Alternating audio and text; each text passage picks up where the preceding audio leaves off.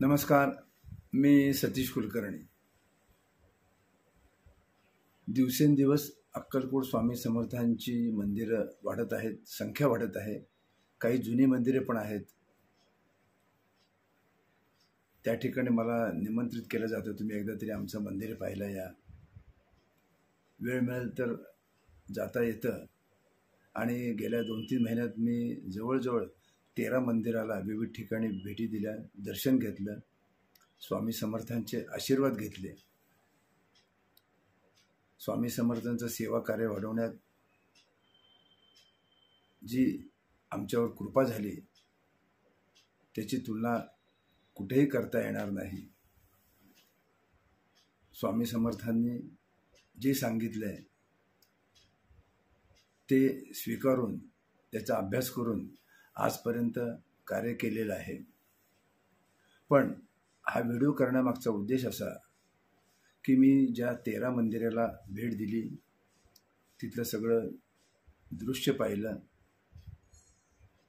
ते सांगणं गरजेचं आहे। कुठल्या मंदिराचं मी नाव घेणार नाही, परंतु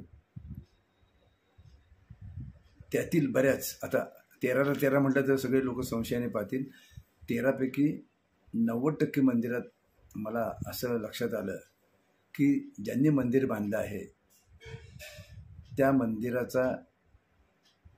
मंदिराचे मालक, तेथील सेवेकरी कोणीही सुखी समाधानी नाही। उलट त्यांनी मला सांगितलं की आमची भाऊबंदकी आहे, आम्हाला शेजारचे त्रास देतात, कोर्टात केस चालू आहे। तेव्हा आश्चर्य वाटलं की यांनी मंदिरं बांधली कशासाठी? केवळ जे वादविवाद चालू आहे ते पैशासाठी वादविवाद चालू आहेत। 2 सख्खे भाऊ, बहीण भाऊ, वडील मुलगा, कारण तिथं जे ट्रस्ट स्थापन केले आहेत, कुणी खाजगी मालकी ठेवलेली आहे, त्यांच्या मनाचं 1% परिवर्तन झालेलं नाही। प्रचंड भांडण, प्रचंड असंतोष। उलट मलाच विचारलं की आता आम्ही काय करू? खरं म्हणजे त्यांनी हा विषय माझ्यापुढं म्हणजे नसता काढला तर बरं झालं असतं, नाही तर हा व्हिडिओ करायचं संधी गेली असती। त्यांनी विषय काढला, माझ्या कानावर ज्या गोष्टी पडल्या, म्हणून भाविकांपर्यंत हे पोहोचवणं आवश्यक आहे, म्हणून हा व्हिडिओचा मुख्य हेतू आहे।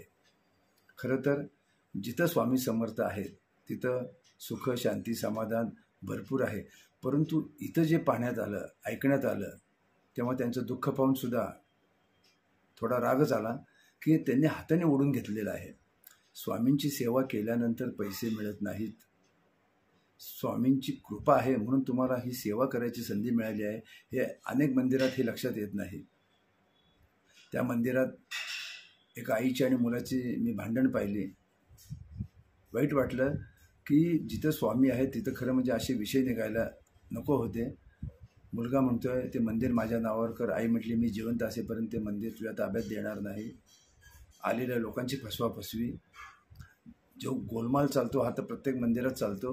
जोपर्यंत भक्त हुशार होत नाही, भक्त ज्ञानी होत नाही, तोपर्यंत ह्या लोकांची चलती चालणार। आपले पैसे रुबाब त्यांचा, पण समजून कोण घेतंय हे फार महत्त्वाचं आहे।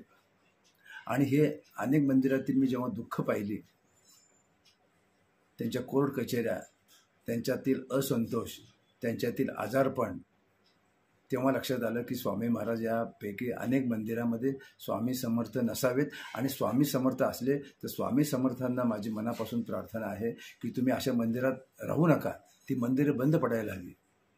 लोक कोणत्या भावनेने येतात आणि तिथं ते भांडण, तिथल्या त्या वेव्ज की गुप्त रूपाने वेव्ज असतात ते जाणवतं। प्रसन्नता नाही, उपासना नाही, फक्त अहमपणा त्या मंदिरात दिसून येतो। स्वामी समर्थ नाही हे मला जाणवलंच, परंतु असतील तर महाराजांनी तेथे थांबू नये अशी कळकळीची प्रार्थना आहे। मंदिरं कशासाठी आहेत की आजूबाजूच्या लोकांनी त्या मंदिरात यावं, सामुदायिक नामस्मरण व्हावं, उपासना व्हावी, विचारांची देवाणघेवाण व्हावी। पण यापैकी काही घडत नाही। तो ठरलेल्या वेळेला संध्याकाळी पूजा, त्याच्यानंतर प्रसाद, ही जी दिनचर्या आहे त्यात काहीही बदल नाही। भक्त येतात, गप्पा गोष्टी करतात, काही जण बोलत नाहीत, परंतु काही 1-2-4 मंदिर आहेत ती मात्र प्रसन्नता देऊन जातात। त्याच्यावर मी स्वतंत्र व्हिडिओ केलेला आहेच. आणखी काही मंदिराला भेट दिल्यानंतर जे मला चांगलं जाणवलं ते भाविकांपर्यंत सांगणं माझं काम आहे. परंतु हल्ली जी मंदिरं आहेत ती केवळ पैशासाठी उभारलेली आहेत. त्यांचा हेतू की केवळ दक्षिणा मिळावे, पैसे मिळावेत आणि मोठेपणा. महाराजांना हे आवडत नाही, हे त्यांच्या चरित्रात आहेत. महाराज कानफडात देतात आणि योग्य वेळी कर्मसुद्धा मग त्यांना सोडत नाही. देवाच्या नावावर काहीही चुकीचं करू नका, लोकांना फसवू नका. लोकांचं देणं घेतलं असेल तर ते वेळच्या वेळी परत करा. अहो, ज्या घरात जर देव आहेत, स्वामी आहेत, तिथं जर तुम्ही लोकांना फसवत असाल, लोकांबरोबर खोटं बोलत असाल तर लोकांना तात्पुरतं लक्षात येत नाही, नंतर लक्षात येतं आणि अनेकांचा तळतळ लागतो. समजून घेतलं तर अध्यात्म फार सोपं आहे, समजून नाही घेतलं तर आयुष्यभर तुम्ही मंदिरं बांधा किंवा स्वामींना जरी बांधून ठेवलं तरी तुमच्या सुखासमाधानात काही फरक पडणार नाही, उलट तुम्हाला दिवसेंदिवस त्रास होईल. स्वामी समर्थांना समजून घ्या, मंदिराचा मूळ उद्देश समजून घ्या, आलेल्या भाविकांना समजून घ्या, त्यांच्यासाठी काहीतरी सोय करा. ज्यांचं देणं पाणी आहे ते जे लोक तुमच्यापुढं अर्पण करतात त्याचा उपयोग करून घ्या. लोकांची देणी द्यायची असेल तर लोकांचे देणे द्या. आणि जर तुम्ही फसवत असताल जाणीवपूर्वक, तुमच्या हातून पैसे सुटत नसतील तर तुम्हाला हे भोग भोगावेच लागतील. स्वामी समर्थ काहीही करू शकत नाहीत. बऱ्याच गोष्टी सांगण्यासारख्या आहेत, परंतु एक 2-4 गोष्टी अशा आहेत तर त्या सांगणं गरजेचं आहे. कोणत्याही मंदिरामध्ये स्वामींचा आचरणाचा अनुभव तिथं येत नाही. स्वामींचं जे बोध आहेत, स्वामींनी जे उपदेश केले त्याचं आचरण नाही. भाऊबंदकी वाढत चाललेली आहे आणि सगळ्यांचा डोळा फक्त पैशावर. मी जाणीवपूर्वक सांगतो की किती येतात, किती राहतात, काय खर्च करायचे या गणितामध्येच त्यांचं कुटुंब आहे. आणि विशेष म्हणजे बऱ्याच मंदिरामध्ये ज्यांना मंदिर बांधलेलं आहे, जिथं स्वामी समर्थ आहेत, असावेत का नसावेत हा शोधाचा प्रश्न आहे. म्हणजे स्वामींचं ते घर आहे, स्वामींच्या मंदिरात हे मालक लोक घर करून राहिलेले आहेत. अनेकांच्या घरामध्ये मला आजारपण दिसून आलं, कारण 2-3 ठिकाणी गेल्यानंतर बरेच मला भेटले नाहीत. तेव्हा मी विचारलं, अमुक तुमच्या अजून पाहुणे मंडळी कुठे आहेत? त्याने सांगितलं दवाखान्यात ॲडमिट केलेलं आहे. कुणी गांभीर्याने विचार करत नाहीत. खरं जिथं स्वामी तिथं अशा अडचणी येत नाहीत. 51 वर्षाचा अनुभव आहे, तोच मी मांडण्याचा प्रयत्न केला आहे. ज्यांचं स्वामी समर्थांचं मंदिर आहे, ज्यांनी स्वामीचं मंदिर बांधलं आहे, त्यांनी स्वामींना स्मरून आलेल्या भक्तांना आनंद देण्याचा प्रयत्न करावा, शिस्तबद्धता बाळगावी. ज्या मंदिराच्या मालकांनी स्थापन केले त्यांनी लोकांना फसवू नये, लोकांचे पैसे घेतलेले परत द्यावेत. त्याच्यानंतर सारखं पैसे करू नये, घरात शांतता ठेवावी. कोर्ट कचेरी असेल तर त्या त्वरित तडजोड करून भेटून टाकाव्या. कारण हे जे मला जाणवलं हे स्वामी समर्थांना कळतंय. त्यांना वाटतं की स्वामींनी मार्ग काढावा, पण तुम्ही जर मूर्खासारखं वागत असाल तर स्वामी मार्ग काढणार नाहीत. मुळात स्वामी तिथं आहेत का नाही हाच माझा पहिला प्रश्न आहे. तेव्हा विचार करावा आणि आचरण करण्याचा प्रयत्न करावा. स्वामी समर्थ मंदिर म्हणून तुमच्याकडे येतील आणि ते आल्यानंतर त्यांना कसं थांबवून ठेवायचं हे माझ्या मी सत्संगातून सांगतो. पुढं मागं मी कधीतरी सांगेल.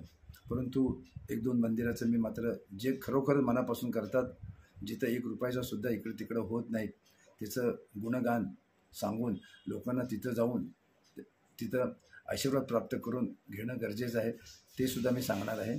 आज फक्त मी सुरुवात केलेली आहे, कुणाचे नाव घेतले जाणार नाही. कारण लोक मूळ मुद्दा सोडतात आणि तिसरं काहीतरी करत बसतात. तेवढा वेळ नाही, नाहीतर ह्या लोकांची जिरवायला, ह्या लोकांचा मोह संपवायला वेळ लागणार नाही. परंतु ते काम आपलं नाही आहे, ते नियती आणि स्वामी समर्थ बघून घेतील. पण जे योग्य वाटेल ते भक्तांना सांगायला पाहिजे. आणि एखादा भक्त जरी किंवा भविष्यामध्ये जो मंदिर बांधणार आहे तोच या मार्गाने गेला तरी खूप मोठा बदल होण्यासारखा आहे. हा मनातला अनुभव